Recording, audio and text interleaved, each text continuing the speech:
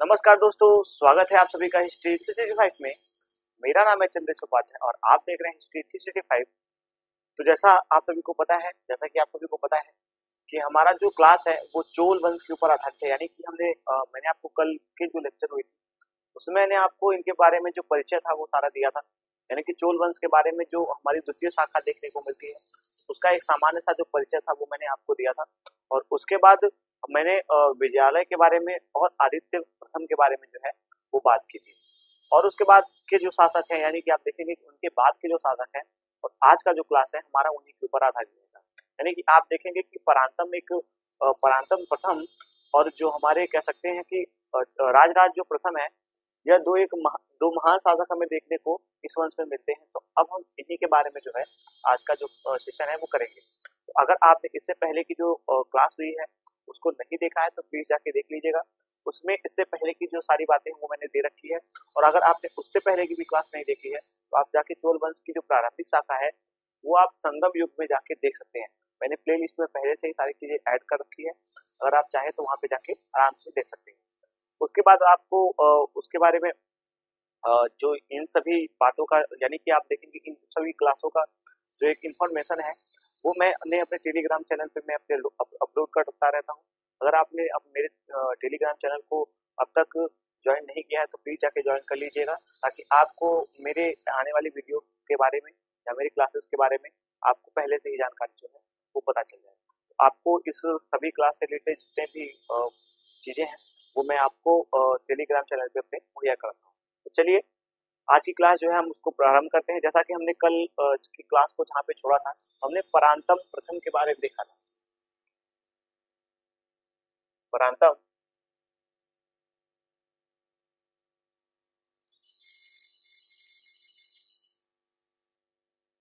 परांतम प्रथम के बारे में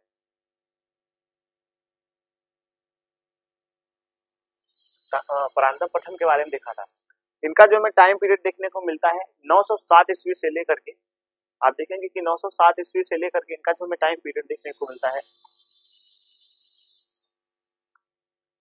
इनका जो टाइम पीरियड हमें देखने को मिलता है 907 ईस्वी से लेकर के 955 ईस्वी तक का देखने को मिलता है। 907 ईस्वी से 955 ईस्वी का जो टाइम पीरियड है वह देखने को मिल जाता है। हम देखेंगे कि आप इस शाखा के जो सबसे जो चोल वंश के प्रारंभिक शाखा की हम बात करें उसमें हमने देखा था, उसमें हमने सारी बातें जो ही की थी। लेकिन आपको बता दो कि इस वंश की इस शाखा की जो हमें सबसे पहला स्वतंत्र शासक देखने को मिला है वो परांतक प्रथम देखने को मिला है। यानी कि यह इस वंश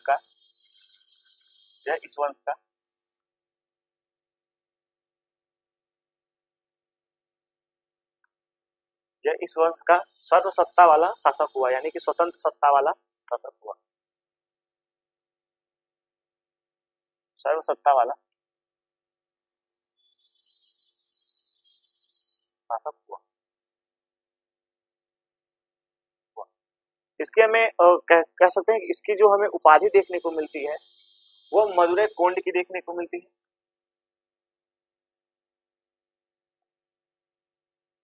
मदुरै कोंड की।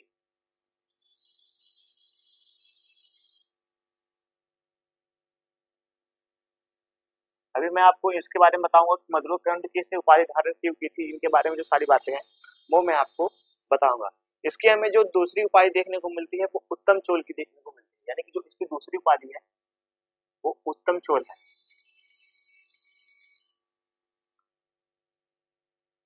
उत्तम चोल की इसकी उपाधि देखने को मुझे मिलती है। उसके बाद हम देखते हैं कि इसके बाद हम देखेंगे इसने बेल्लूर के युद्ध में, आप देखेंगे कि इन्होंने बेल्लूर के युद्ध में पांड्य और सिंघल के राजाओं को पराजित किया था। इसने बेल्लूर के युद्ध में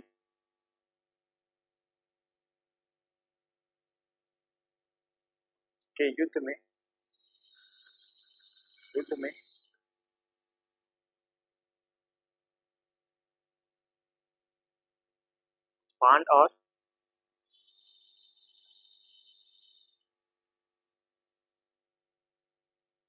सिंघल के राजाओं को एक कह सकते हैं सम्मिलित सेना जो थी इनकी, इन दोनों की सम्मिलित सेना थी, उसको हराया था।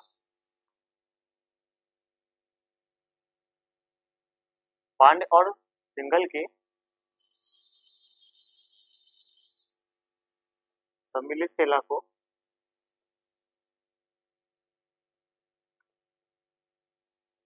हराया था,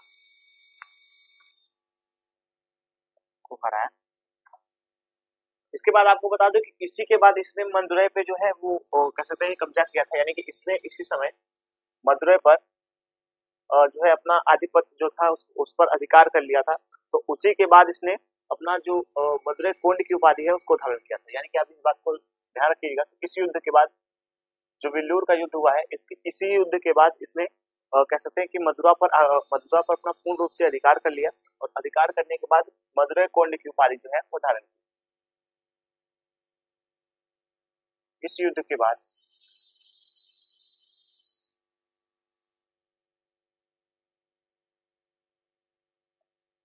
इसने मदुरै कोंड की उपाधि धारण की। मदुरै पर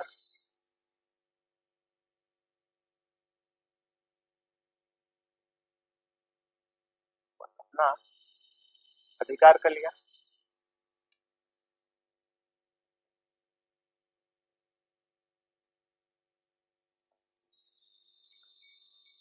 मदुरै पर अपना अधिकार कर लिया और मदुरै कोंड की जो है वो उपाधि जो है इसने धारण कर दी। उसके बाद आप देखेंगे कि इसका जो युद्ध होता है वो राष्ट्रकूट शासक के साथ, आप देखेंगे कि तक्कोलम के युद्ध में इसे राष्ट्रकूट शासक जो कृष्ण तृतीय हैं इन्होंने इसको पराजित कर दिया था। यानी आप देखेंगे परांतम को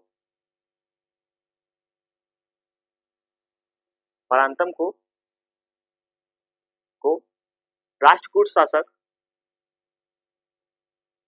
राष्ट्रकूट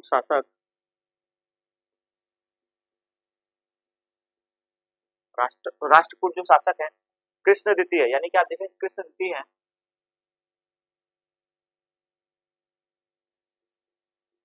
कृष्ण तृतीय इन्होंने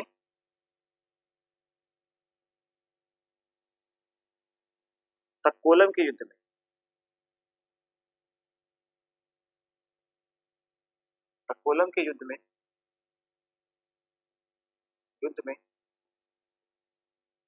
इनको पराजित कर दिया, यानी परांतक को पराजित कर दिया। इसमें इस युद्ध में जो तक्कोलम का युद्ध हुआ है इसमें परांतक जो है वो पराजित हो जाते हैं। उसके बाद हमें देखने को मिलते हैं कि जब ये पराजित हो जाते हैं इनकी एक जगह है जो कि जिसका नाम हमें देखने को मिल जाता है तोल मंडलम। आप देखेंगे तोल मंडलम जो है उस पर ये पूर्ण रूप से अपना अधिकार कर लेते हैं। इसमें तक्कोलम के युद्ध में इनको पराजित कर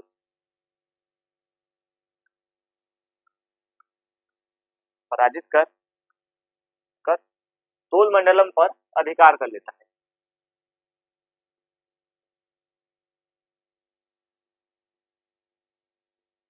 तोल मंडलम पर अधिकार कर लेता है।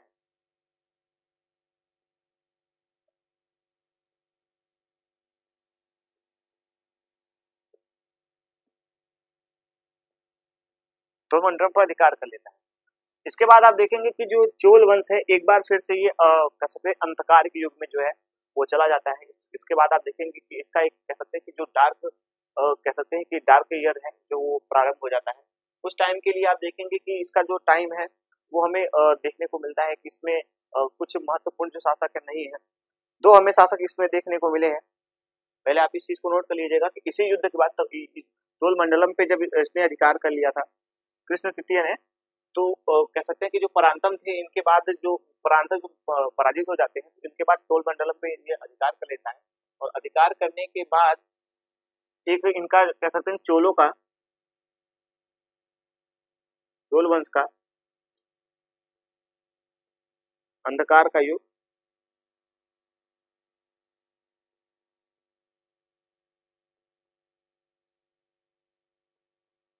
प्रारंभ हो जाता है।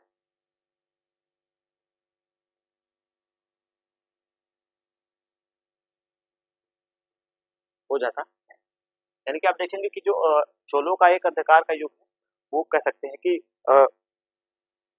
डार्क एज जो है वो प्रारंभ हो जाता है।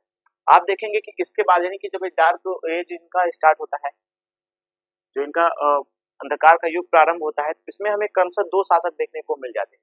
इनमें जो हमें एक पहला शासक है वो हमें मंदरादित्य देखने को मिलता है।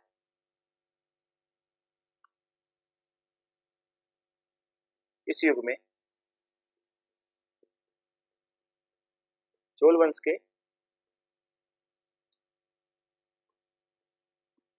2 शासकों का वर्णन है।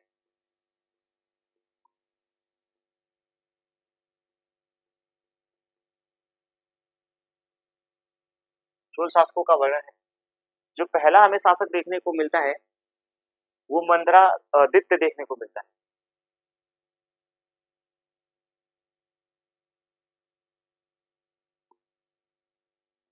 मंदरादित्य है।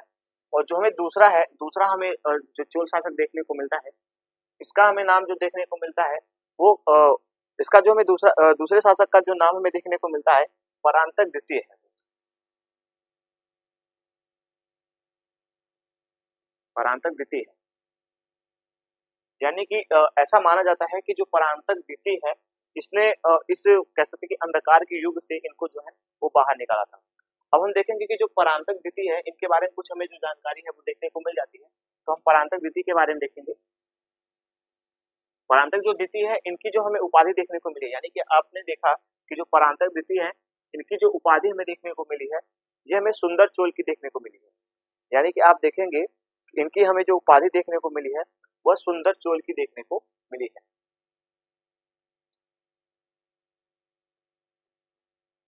परांतक द्वितीय की उपाधि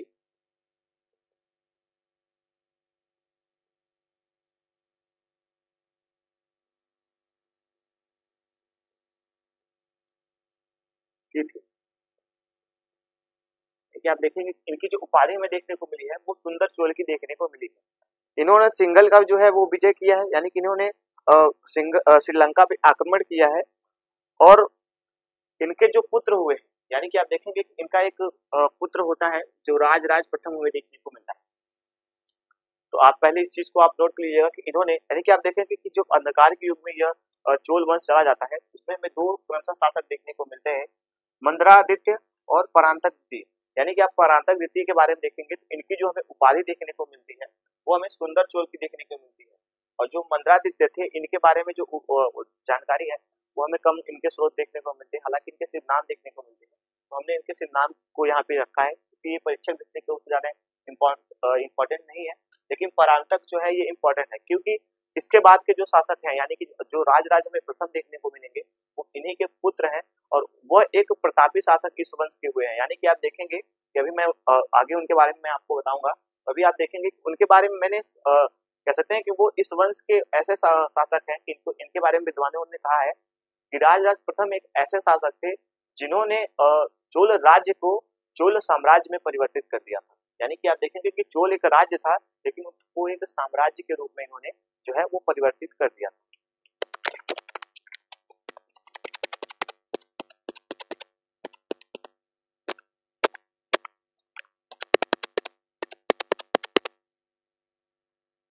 इनके रूप में जो है वो परिवर्तित कर दिया था। तो पहले आप देख लीजिए कि इन्होंने श्रीलंका पे आक्रमण किया था।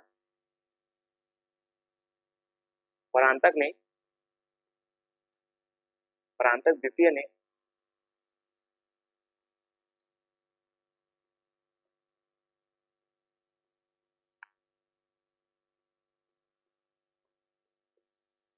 आक्रमण किया था और इनका जो पुत्र था, जैसा कि मैंने अभी आपको बताया कि इनका जो हमें पुत्र देखने को मिला है वो राज प्रथम देखने को मिला है। इनका पुत्र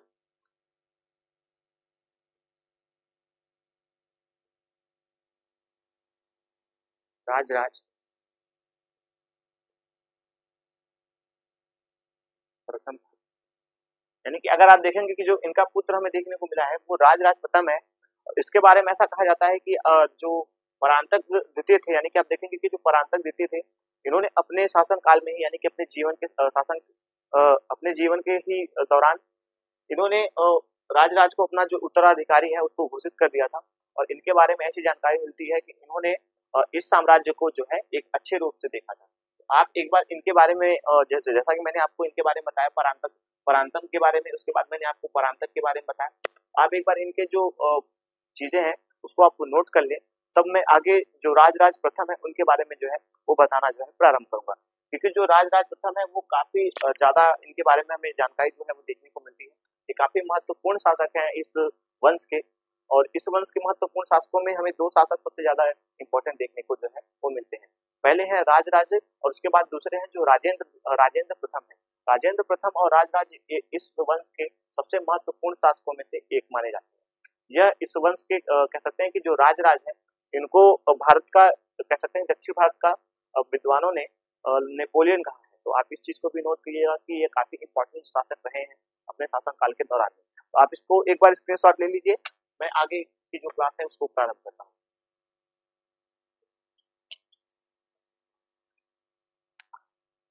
तो चलिए मैं अब इसको साफ कर देता हूँ।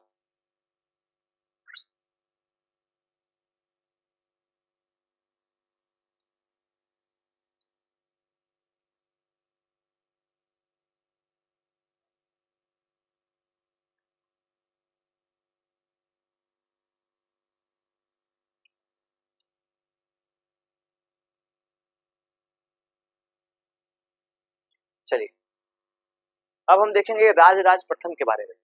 इनका जो हमें टाइम पीरियड देखने को मिलता है वो 985 ईस्वी से ले माफ कीजिएगा 985 ईस्वी से लेकर 1014 ईस्वी तक का देखने को मिलता है।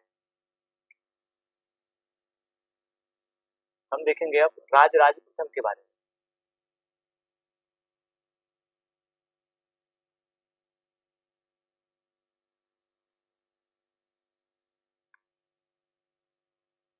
राजराज प्रथम के बारे में इनका जो टाइम पीरियड हमें देखने को मिलता है, हमें 900 कह सकते हैं कि 985 से लेकर 1014 तक, 985 से लेकर 1014 तक देखने को मिलता है। इस चीज को आप नोट कर लीजिएगा, ये भी काफी इंपॉर्टेंट हमें देखने को मिलेगा।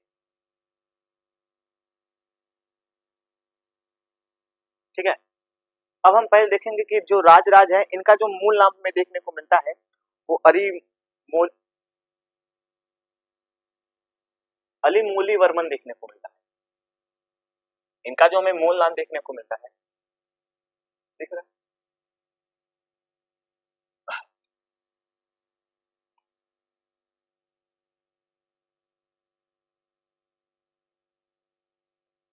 इनका मूल नाम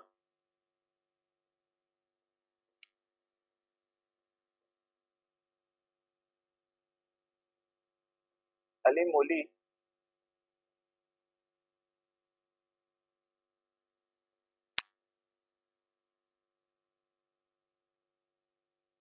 वर्मन, यानी कि आप देखेंगे इनका जो राजराज है ये हमें इनका कह सकते हैं कि इनका जो पहले प्रारंभिक हमें नाम देखने को मिला है वो अलीमोली वर्मन हमें देखने को मिला है। लेकिन एक बात और आपको बता दूं कि इन्होंने अपने कह सकते हैं कि जब इनका राज्याभिषेक हुआ था, इन्होंने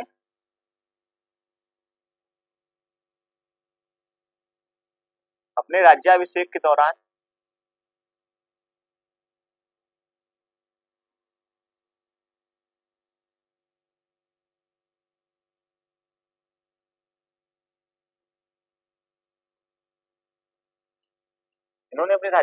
दौरान राजराज की जो है उपाधि वो धारण की थी। यानी कि आप देखेंगे इनके जो राजराज नाम में देखने को मिलते हैं, राजराज की उपाधि धारण की थी।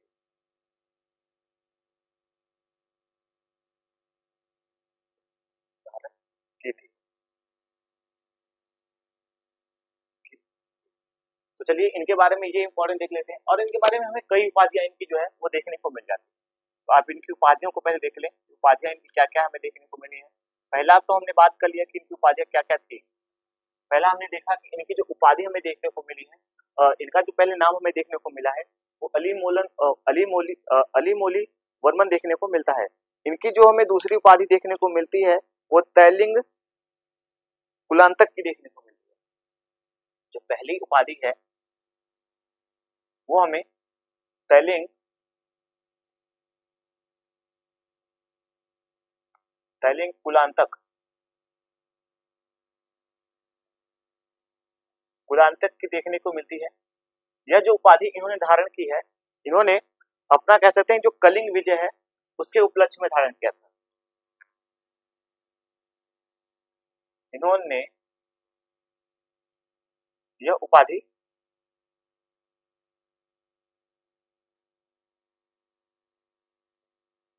कलिंग विजय के उपलक्ष्य में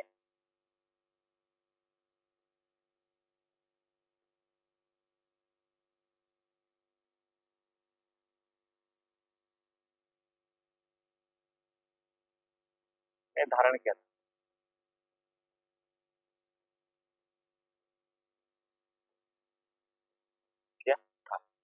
अब हम देखेंगे कि इनकी जो हमें दूसरी उपाधि देखने को मिलती है वो क्या है। आप देखेंगे इनके हमें 4 ऐसी उपाधियां देखने को मिली है जो काफी ज्यादा हमें कह सकते हैं कि महत्वपूर्ण देखने को मिली है। जो हमें दूसरी उपाधि देखने को मिलती है वो जय गोंड की देखने को मिलती है। जय गोंड, जय गोंड की उपाधि देखने को मिलती है। यह उपाधि गंग शासकों को हराने के बाद इन्होंने धारण की थी। यानी कि आप देखेंगे, सॉरी माफ कीजिएगा, यह उपाधि इन्होंने पांड्य शासकों को हराने के बाद धारण की थी। यह उपाधि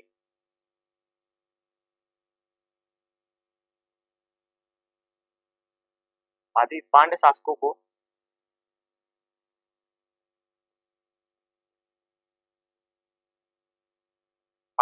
को हराने के बाद, पांड्य शासकों पर कह सकते हैं कि विजय के बाद कह सकते हैं, पांड्य शासकों को हराने के बाद इन्होंने यह उपाधि जो है वो धारण की थी।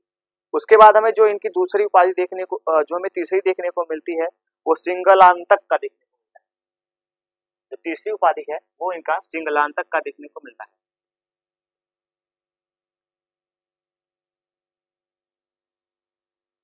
सिंगलांतक का उपाधि देखने को मिलती है। यह उपाधि इन्होंने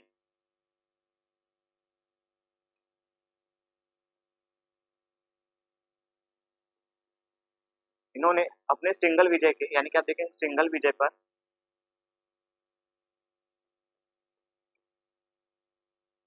विजय के उपलक्ष्य में इन्होंने जो है वो धारण किया। उसके बाद हम देखेंगे इनका हमें चोल नारायण हमें एक उपाधि जो है वो देखने को मिलती है। यह पश्चिमी गंगों को हराने के बाद इन्होंने जो है वो धारण किया था। यानी कि जो चौथा इनका उपाधि में देखने को मिलता है वो हमें जो चौथी इनकी उपाधि देखने को मिलती है वो गंगों को पराजित करने के बाद इन्होंने धारण की थी, जो कि चोल नारायण की उपाधि में देखने को मिलती है। यानी कि चोल नारायण की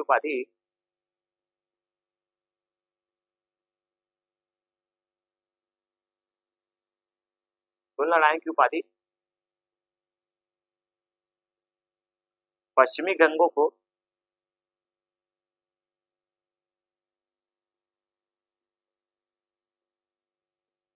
पराजित करने के बाद जो है वो धारण की थी। इस प्रकार से हमें इनकी उपाधियों के बारे में जो है वो विस्तृत जानकारी देखने को मिल जाता है। एक बात और आपको बता दूं कि चीनी लेखों में, यानी कि चीनी स्रोतों में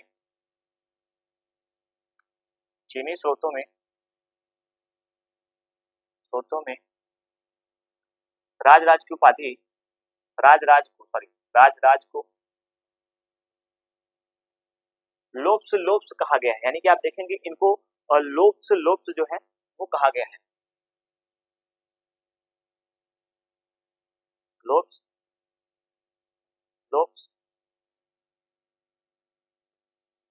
कहा गया है। ये तो रही इनकी प्रारंभिक जो इनकी बातें हमें देखने को मिल जाती है वो रही। और एक आपको बात बता दो कि यह जो था वो इस वंश का वास्तविक संस्थापक के रूप में हमें जाना जाता है। जैसा कि मैंने अभी आपको बताया था कि यह जो शासक था यह इस वंश का वास्तविक संस्थापक के रूप में जाना जाता है।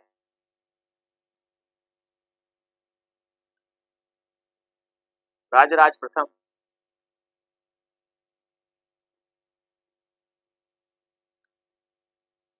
इस वंश का वास्तविक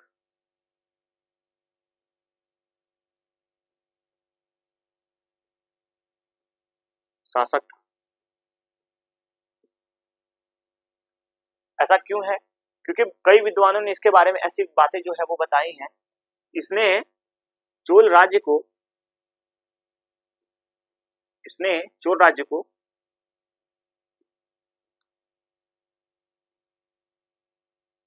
राज्य को साम्राज्य में बदल दिया।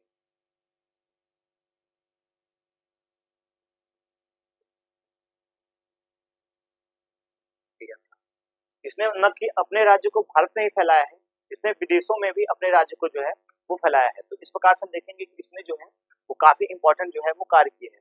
अब हम देखेंगे कि इनकी जो विजय है वो क्या क्या है। सबसे पहले हम इनकी विजयों के बारे में देखेंगे। तो इनके विजयों के स्रोत हमें जो है वो काफी मिलते हैं, यानी कि आप देखेंगे इन्होंने काफी युद्धों को लड़ा है, जो कि उसमें से हमें 5 या 6 4 या 5 जो हमें इंपॉर्टेंट युद्ध है वो देखने को मिल जाते हैं। तो अब देखेंगे इनके अब विजयों के बारे में।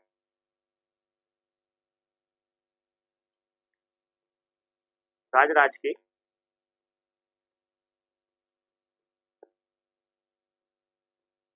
विजय, आपको बता दूं कि राज ने जो पहला हमें विजय देखने को मिलता है, यानी कि आप देखेंगे कि जो इनका पहला हमें विजय देखने को मिल जाता है वो केरल है।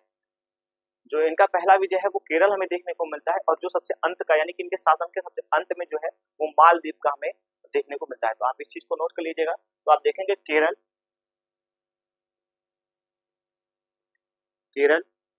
है, पांड है, यानी कि आप देखेंगे कि इनका जो युद्ध हुआ है वो केरल के साथ हुआ है, पश्चिम गंगों के साथ हुआ है। केरल, पांड,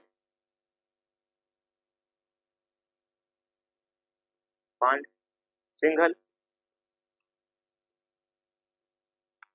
केरल, पांड जो है और सिंघल है। उसके बाद आप देखेंगे कि केरल, पांड और सिंघल है। उसके बाद आप देखेंगे कलिंग है,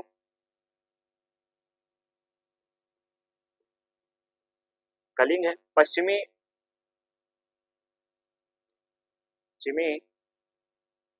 गंग है, तो इनकी ये जो उपलब्धि है वो हमें देखने को मिल जाती है। इसमें सबसे इम्पोर्टेंट जो है वो बात ये है, इन्होंने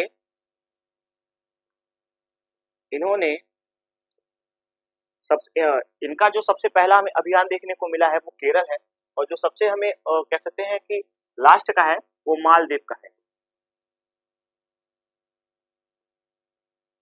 है। यानी कि आप देखेंगे कि जो मालदीव है उस पर भी इन्होंने अपना जो है वो शासन किया है। तो आप इस चीज को नोट कर लीजिएगा कि इन्होंने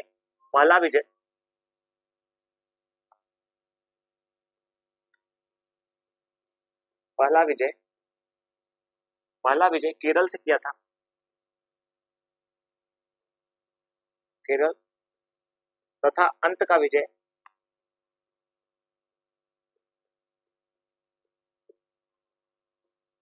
विजय जो है वो हमें मालदीव से देखने को मिलता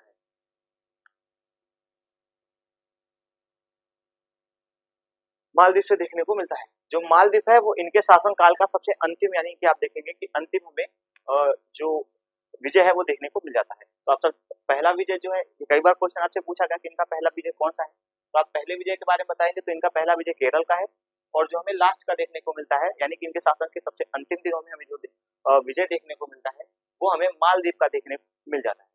इस प्रकार से हम देखेंगे इनकी जो विजय है वो तमाम हमें विजय देखने को मिल जाती है।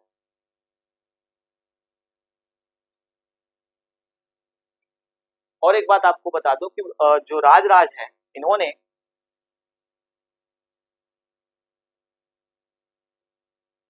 राज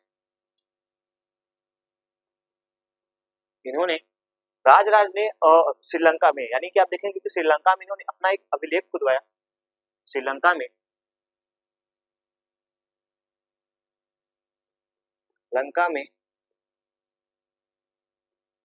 अपना अभिलेख खुदवाया।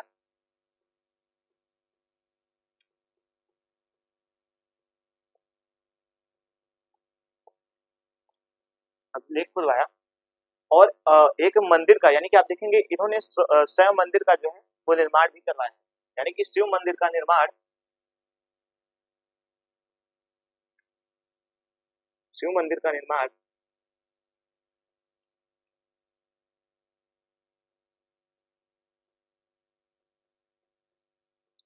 करवाया। यानी कि आप देखेंगे कि जो शिव मंदिर का निर्माण इन्होंने करवाया है उसका जो हमें नाम देखने को मिलता है यानी कि जो शिव मंदिर का इन्होंने श्रीलंका में जो शिव मंदिर का निर्माण करवाया है, निर्माण में आप देखेंगे कि श्रीलंका में वो अकेला हिंदू धर्म का जो है वो साक्ष्य में देखने को मिल जाता है। तो आप इसको यहाँ पे नोट कर लीजिएगा कि यह शिव मंदिर, यह शिव मंदिर,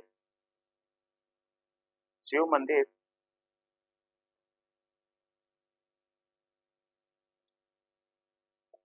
यह शिव मंदिर श्रीलंका में, श्रीलंका में अकेला, अकेला हिंदू धर्म के मंदिरों का कह सकते हैं हिंदू का उदाहरण देखने को मिलता है, यानी कि अकेला हिंदू धर्म का उदाहरण वहां पे हमें देखने को मिलता है। अकेला हिंदू स्थापत्य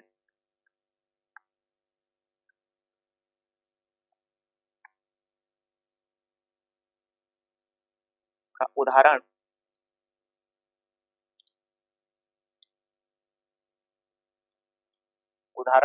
मिलता है।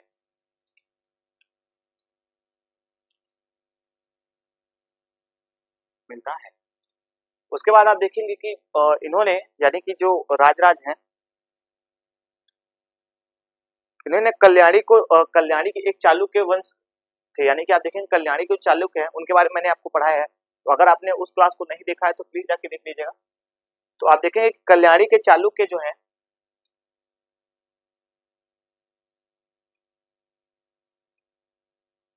राज प्रथम ने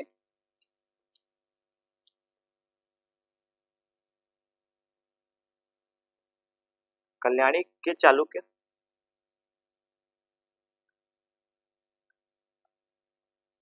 के शासक, कल्याणी के जो चालुक्य शासक थे इनको पराजित किया था। जो हमें कल्याणी के चालुक्य शासक का नाम देखने को मिलता है वो सत्याश्रय, यानी कि आप देखेंगे सत्याश्रय, सत्याश्रय, सत्राशय, इनका नाम हमें देखने को मिलता है। चालुक्य शासक सत्राशय को पराजित किया था, जित किया था, पराजित किया था, और इनकी जो राजधानी है उसको अपने राज्य में मिला लिया था। इनकी जो राजधानी थी उसको अपने राज्य में मिला लिया था, यानी कि जो कल्याणी के चालुक्य थे उनकी राजधानी को अपने राज्य में, कल्याणी को अपने राज्य में जो है वो मिला लिया था। अब जो है आप देखेंगे कि अब जो चोल शासक है, यानी कि आप देखेंगे अब चोल राज्य का सीमा तुंगभद्रा नदी के पास पहुंच जाता है। भद्रा नदी के पास तक हो जाता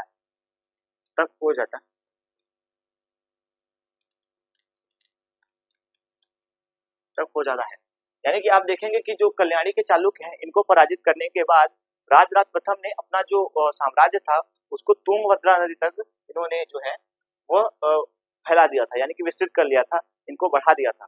अब देखेंगे कि इन्होंने अपने वेंगी के चालुक्य, यानी कि आप देखेंगे कि जो वेंगी के चालुक्य है उनको अपना कह सकते हैं कि एक कह सकते हैं कि जो संरक्षित राज्य के रूप में उनको स्थापित किया। यानी कि आप देखेंगे कि जो वेंगी के चालुक्य हैं, यानी कि आप देखेंगे कल्याणी के चालुक्य हैं, उसके बाद जो वेंगी के चालुक्य हैं उनको राजराज ने अपना संरक्षित राज्य घोषित कर दिया, यानी कि यह अब हमारे संरक्षण में है, यह अब हमारे संरक्षण में ही रहेंगे और ये राज्य अब हमारे राज्य का हिस्सा है। इस प्रकार से उनका जो देख रेख होगा, बाहरी आक्रांताओं से जो उनका कैसे सुरक्षा है वो अब वो करेंगे, लेकिन उनसे कुछ कर जो है वो लेते रहेंगे। इसलिए आप देखेंगे कि संरक्षित राज्य के रूप में वेंगी के चालुक्यों का जो है वो राजराज प्रथम रख लेता है। यानी कि आप देखेंगे कि राजराज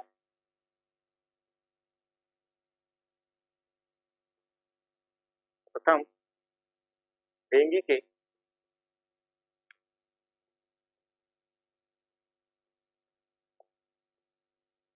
वेंगी के चालुक्यों को अपना संरक्षित राज्य जो है वो बना लेता है, अपना संरक्षित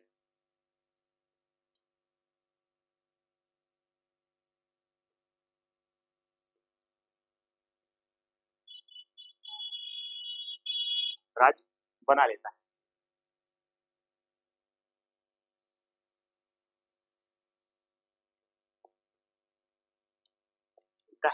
इस प्रकार से हमने देखा कि जो चालुक्य वंश के शासक, यानी कि आप देखेंगे चालुक्य वंश के जो शासक हैं, इन्होंने काफी जो उत्तम जो कार्य है वो इन्होंने किया है। और इसके पश्चात यानी कि इस युद्ध को जीतने के बाद, यानी कि जो वेंगी के चालुक्य हैं उनको अपना राज्य बनाने के बाद तत्पश्चात उन्होंने तुरंत ही जो है वो कलिंग पर जो है अपना आक्रमण किया और कलिंग को जो है वो जीत लिया। इस प्रकार से है हमारा। तो पहले आप इसका जो है एक बार स्क्रीनशॉट ले लें ताकि मैं अब आगे जो है क्लास वो आपका बढ़ा सकूं, क्योंकि बोर्ड पे देखिए आप जगह नहीं है तो मैं आगे लिख नहीं पाऊंगा। तो आप ऐसा कीजिए कि आप इसको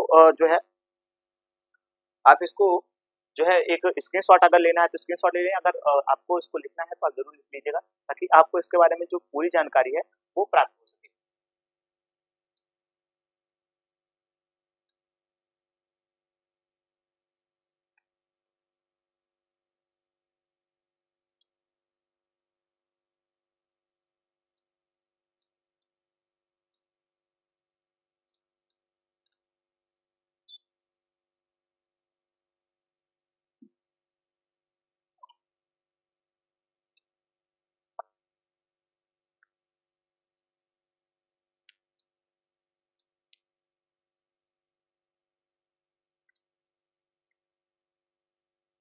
जैसा कि मैंने अभी आपको बताया कि कलिंग युद्ध जो है,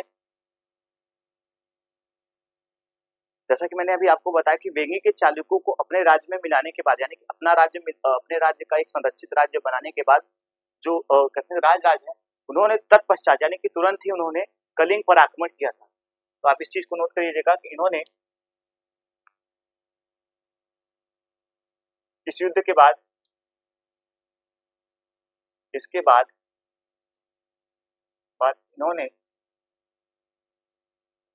इन्होंने कलिंग पर आक्रमण किया, कलिंग की विजय की।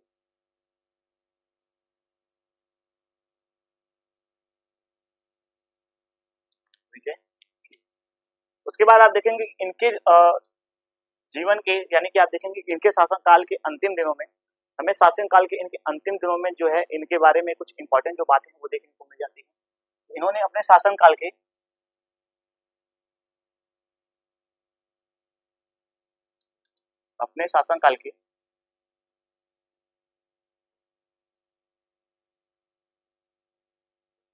अंतिम दिनों में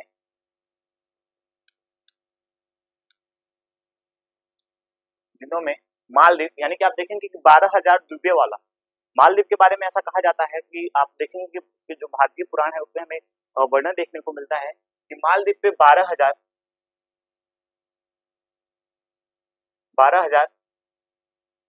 सॉरी माफ कीजिएगा, यहाँ पे मैंने मालदीव पहले नहीं लिखा तो अब मैं लिख देता हूँ। दिनों में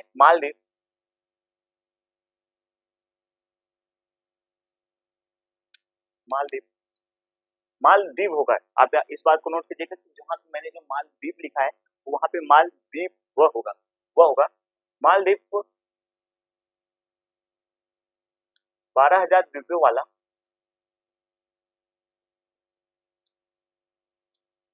वाला द्वीप जीता, वाला राज्य जीता, कह सकते हैं राज्य जीता, देश जीता।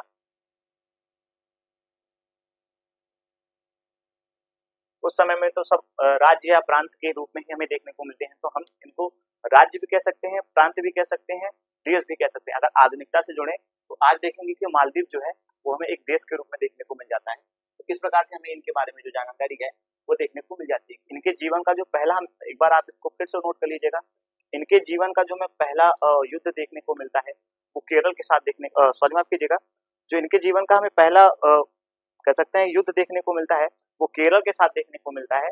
और जो इनके जीवन का अंतिम हमें युद्ध देखने को मिलता है, यानी कि इनके शासन काल का जो हमें अंतिम युद्ध देखने को मिलता है वो हमें कह सकते हैं कि वो हमें मालदीव के साथ देखने को मिल जाता है।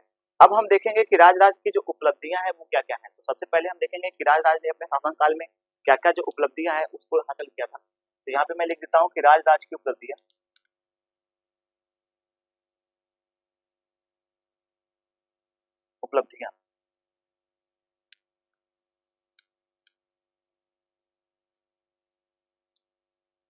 राजराज की उपलब्धियां। सबसे पहला जो हमें उपलब्धि इनका देखने को मिलता है वो है कि इन्होंने पहली बार जो है वो संपूर्ण अपने भूभाग का, यानी कि इनके राज्य में जितने भी भूभाग थे जो कृषि का कार्य किया जाते थे, उन कृषि के कार्य करने वाले भूभागों का इन्होंने जो है पैमाइश कराई। यानी कि आप देखेंगे कि भूमि की पैमाइश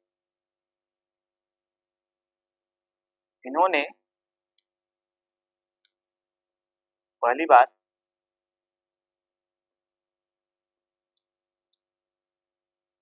की पैमाइश कराई।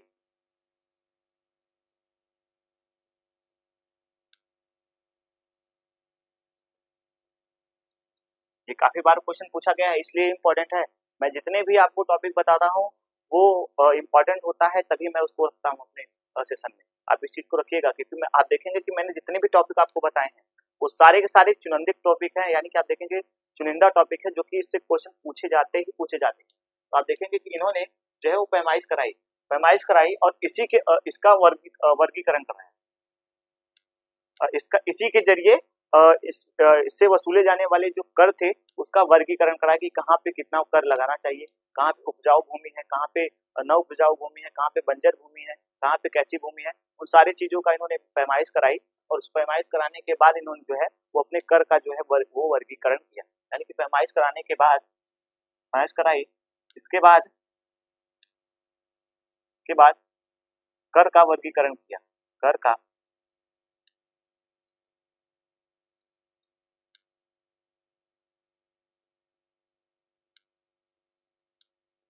वर्गीकरण किया। ये इनके जीवन की सबसे पहली हमें उपलब्धि देखने को मिल जाती है। उसके बाद आप देखेंगे कि इन्होंने अब जो हमें दूसरी उपलब्धि है, इसमें पॉइंट आप डाल लीजिएगा, क्योंकि पॉइंट जो है वो तो बहुत सारा है, तो आप दूसरी उपलब्धि में आप लिखिएगा। इनकी जो हमें दूसरी उपलब्धि देखने को मिलती है वो आप देखेंगे कि चोल जो जल सेना है, यानी कि आप देखेंगे जो जल सेना है, कह सकते हैं चोल राज्य की जो नेवी है, वो देखें उसकी जो मूल रूप हमें देखने को मिलता है, यानी कि जो उसकी कह सकते हैं कि जो हमें परिस्थापना देखने को मिलती है, जो उसका निर्माण देखने को मिलता है, वो आज जो बुनियादी जो ढांचा आज हमें देखने को मिलता है वो हमें राजराज प्रथम के ही शासनकाल में देखने को मिलता है। यानी कि आप देखेंगे कि राज ने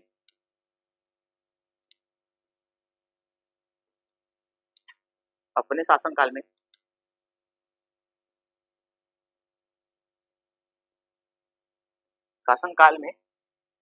राजराज ने अपने शासनकाल में आप देखेंगे कि राजराज ने अपने शासनकाल में जो है वो अपनी जल सेना का, यानी कि आप देखें कि जो कह सकते हैं कि जो उनकी नेवी है उनका जो मूल रूप ढांचा हमें देखने को मिलता है वो उसकी इन्होंने नींव रखी। जल सेना का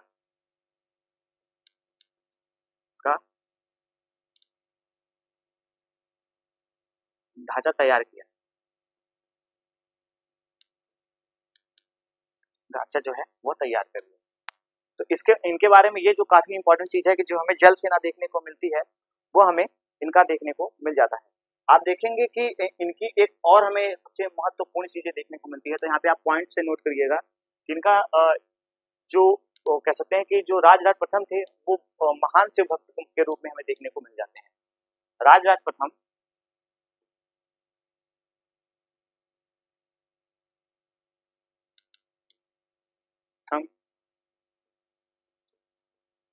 शिव भक्त थे और इन्होंने आप देखेंगे कि इन्होंने एक मंदिर जो है तंजौर में बृहदेश्वर शिव मंदिर जो है उसका इन्होंने निर्माण किया और इन्होंने तंजौर में बृहदेश्वर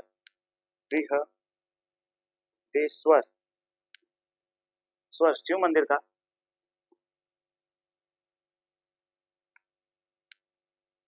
माफ कीजिएगा, बृहदेश्वर या राजराजेश्वर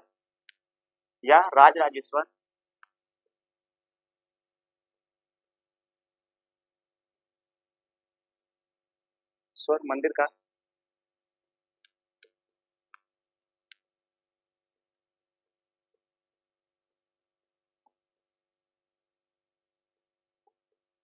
करवाया करवाया था।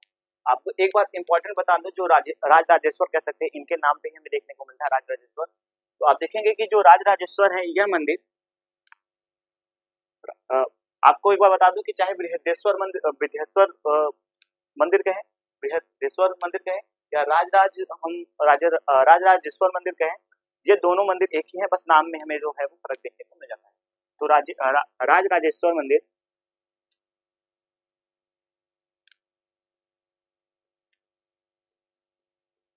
राजेश्वर मंदिर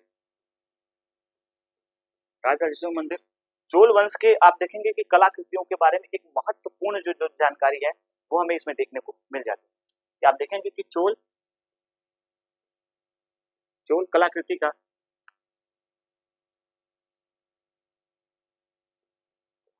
का एक उत्तम उदाहरण देखने को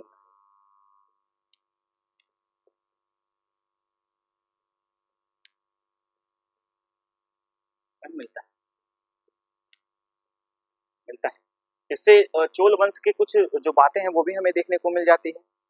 चित्रकला के बारे में हमें जो ज्यादा है वो जानकारी देखने को मिलता है। राजराज ने नागापट्टनम में एक विष्णु मंदिर का भी निर्माण करवाया था। आपको एक बात और बता दूं कि राज ने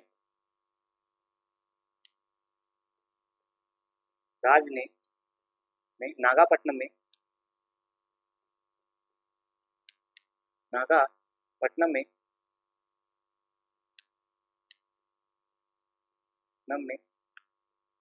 एक विष्णु मंदिर का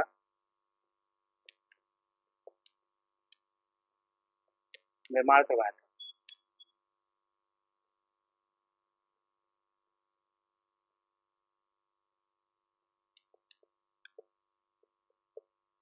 तो हम लोगों को इनके बारे में ये जो जानकारी है वो दूसरे पॉइंट में देखने को मिल जाते हैं सारे के सारे।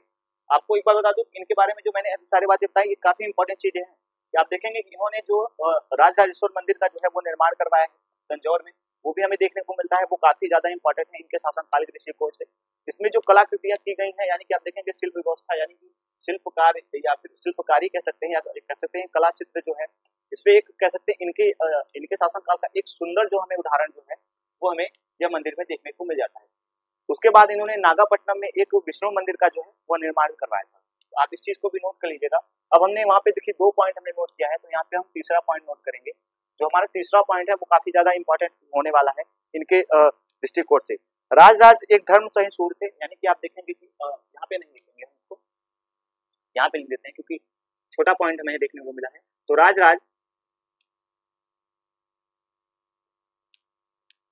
एक धर्म सहिष्णु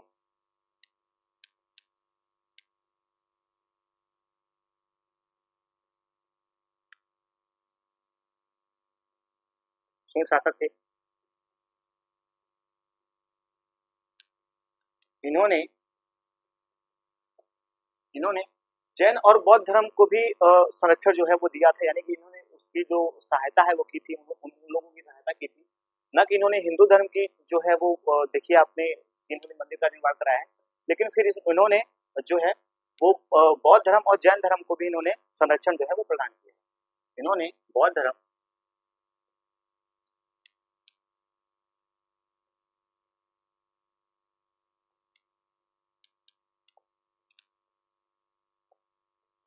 को संरक्षण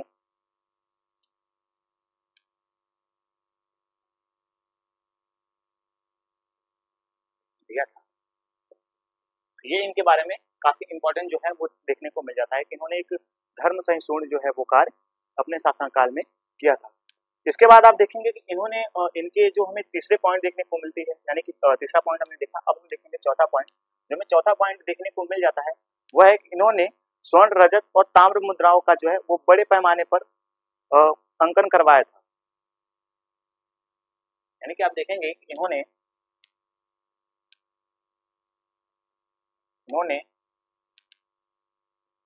स्वर्ण, रजत, तांबे,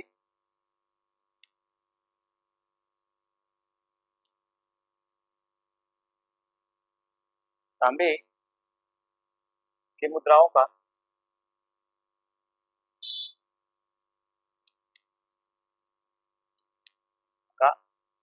प्रचलन करवाया था।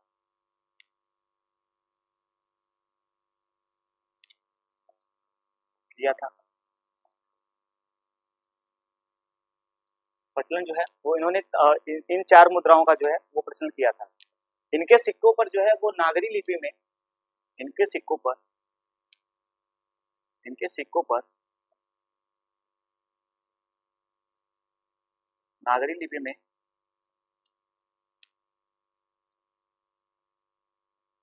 में राजराज, जो राजराज की हमें नाम देखने को मिलता है, राजराज की कह सकते हैं राजराज नाम का अंकन, राजराज नाम का अंकन मिलता है। उसके बाद हम देखेंगे इनके बारे में जो हमें दूसरा पॉइंट देखने को मिलता है वो काफी ज्यादा इम्पोर्टेंट है। इन्होंने दक्षिण भारत में, आप देखेंगे कि दक्षिण भारत में ज्यादातर हमें जो मुद्राओं पे जो अंकन देखने को मिले हैं वो बैठी मुद्राओं का, या कह सकते हैं कि देवी देवता जो हैं वो भी बैठे हुए मुद्रा में देखने को मिलते हैं। लेकिन दक्षिण भारत में इन्होंने पहली बार ऐसा कह सकते हैं कि दक्षिण भारत में इन्होंने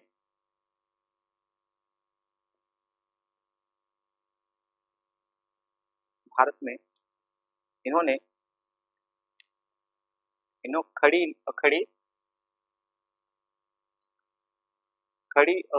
कह सकते हैं कि खड़ी अधीनस्थ जो हमें देखने को मिले हैं,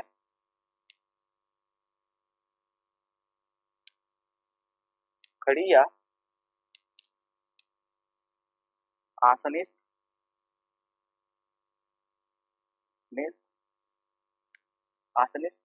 सिक्कों का प्रचलन किया है,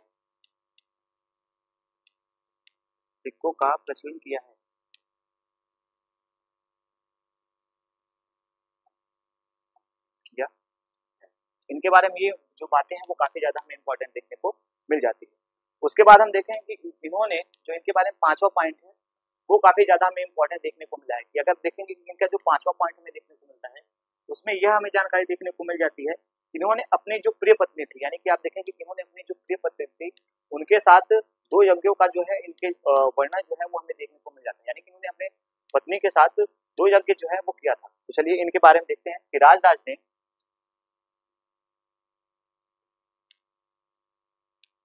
ने अपनी पत्नी, इनकी पत्नी का जो हमें नाम देखने को मिल जाता है लोक महादेवी, प्रिय पत्नी लोक महादेवी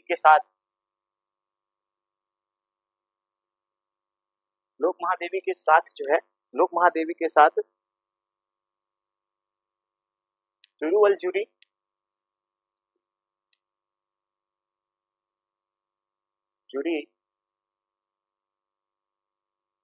मंदिर में, तिरुवलजुरी मंदिर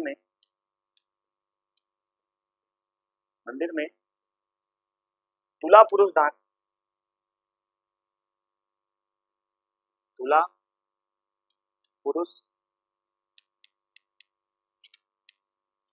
दान यज्ञ तथा हमें जो एक और यज्ञ इनका जो देखने को मिलता है वो हृदय गर्भ नामक यज्ञ देखने को मिलता है। हृदय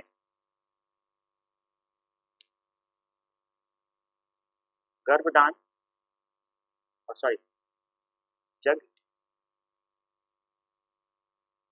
यज्ञ या इस प्रकार से हमने इनके बारे में जो सारी बातें थी वो देखी, इनके युद्धों के बारे में देखा, इनकी उपलब्धियों के बारे में देखा। अब हम एक एक करके इनकी जो उपलब्धियां एक बार देख लेते हैं, क्योंकि मैंने उसमें भी आपको एक बार जो है वो बताया था, तो इसमें भी एक बार आपको बता देता हूँ।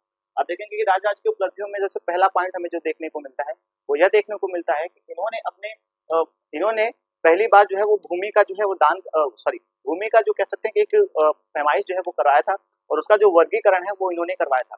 उस वर्गीकरण के बाद आप देखेंगे कि इन्होंने अपनी जनता के ऊपर जो कर थे उसको उसी प्रकार से वर्गीकरण किया कि जिस जैसी भूमि थी उसी प्रकार का वो कर उनसे जो लेने की पहली जो इनकी प्रक्रिया है वो हमें देखने को मिल जाती है। दूसरी बात आप देखेंगे कि इन्होंने अपने शासन काल में जो इनकी चोल चोल वंश की आप देखेंगे कि जो हमें मूल ढांचा देखने को मिलता है जल सेना का, उसका जो नींव है या कह सकते हैं उसका पुनर्स्थापन है जो उन्होंने किया था, वो हमें राजराज प्रथम के ही शासनकाल में देखने को मिल जाता है। उसके बाद आप देखेंगे कि राजराजेश्वर ने प्रथम शिव मंदिर जो है यह एक महान शिव भक्त था। इसने तंजौर में बृहदेश्वर नामक एक मंदिर जो है उसका निर्माण कराया था। उस बृहदेश्वर मंदिर को राजराजेश्वर मंदिर भी कहते हैं, यानी कि आप देखेंगे जैसा कि मैंने वहां पे आपको बताया है कि इसमें राजराजेश्वर मंदिर भी इसको कहते हैं। ये जो राजराजेश्वर मंदिर है ये चोल कला की एक चोल काल की एक कह सकते हैं अद्भुत कला का जो हमें उदाहरण जो है वो प्रस्तुत करता है, यानी कि आप देखेंगे कि अद्भुत उदाहरण जो है वो हमें प्रस्तुत करता है। राजराज ने नागपट्टनम में, ऐसा नहीं था कि इसने बस शिव भक्त था तो इसने शिव मंदिर का ही निर्माण करवाया था, इसने नागापट्टनम में इन्होंने विष्णु मंदिर का भी निर्माण करवाया था, यानी कि आप देखेंगे कि इन्होंने विष्णु मंदिर का जो निर्माण है वो करवाया था। यह एक धर्म सहिष्णु शासक थे, इन्होंने जैन धर्म और बौद्ध धर्म को भी इन्होंने ज्यादा संरक्षण जो था वो प्रदान किया था। उसके बाद हम देखेंगे इनका जो नौवां पॉइंट हमें देखने माफ कीजिएगा, इनका जो चौथा पॉइंट हमें देखने को मिलता है वो यह देखने को मिलता है कि इन्होंने स्वर्ण रजत और तांबे की मुद्राओं का भी प्रचलन किया था, यानी कि आप देखेंगे कि स्वर्ण रजत और तांबे की मुद्राएं का जो है वो प्रचलन इन्होंने अपने शासन काल में किया था। इनके जो सिक्के थे उसमें नागरी लिपि में राज का जो नाम है वो अंकित किया गया था। इस प्रकार से कई विद्वानों ने इनके नाम का भी जो है वो सटीक पता लगाया था।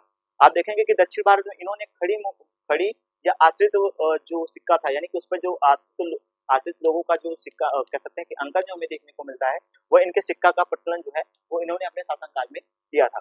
उसके बाद आप देखेंगे इनका जो हमें पांचवा पॉइंट देखने को मिल जाता है वो यह है कि इन्होंने अपनी प्रिय पत्नी जो है वो हमें लोक महादेवी के साथ इन्होंने जो तिरुवल्लुरजुरी, यानी कि आप देखेंगे तिरुवल्लुरजुरी जो एक मंदिर है वहां पे इन्होंने अपना एक कह सकते हैं कि जो पुरुष तुलादान जो यज्ञ है उसको संपन्न किया था। उसके बाद वहीं पे हृदय